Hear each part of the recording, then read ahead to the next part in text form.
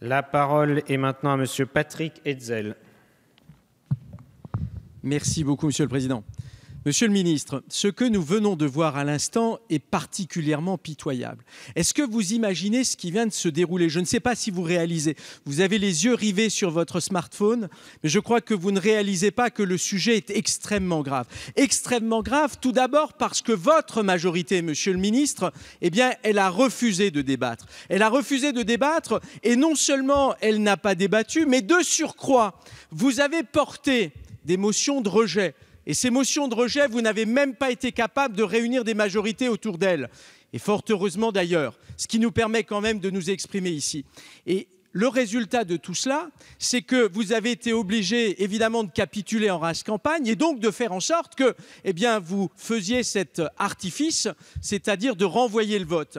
Et donc, qu'est-ce que nous avons vu? Les rares députés socialistes présents dans l'hémicycle, ils ont fui. Ils ont fui le débat, alors que le sujet est essentiel, Monsieur le ministre. Nous sommes en train de parler, pas moins que de l'indisponibilité du corps humain.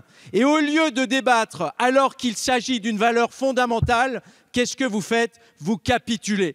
Vous n'avez aucun argument sérieux à nous opposer. C'est dramatique. C'est dramatique parce qu'en réalité, en faisant cela, vous êtes en train d'affaiblir la France, vous êtes en train d'affaiblir la position de votre gouvernement. Et ça, je crois que c'est dramatique.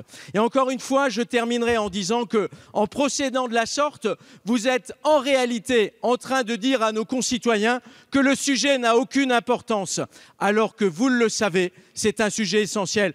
Et tartufferie suprême, un certain nombre d'orateurs de votre camp se sont exprimés en disant qu'ils étaient favorables à l'indisponibilité du corps humain. Et c'est parce qu'ils y étaient favorables, ils décidaient justement de ne pas voter ce texte. On n'y comprend plus rien. Franchement, tout ceci est lamentable.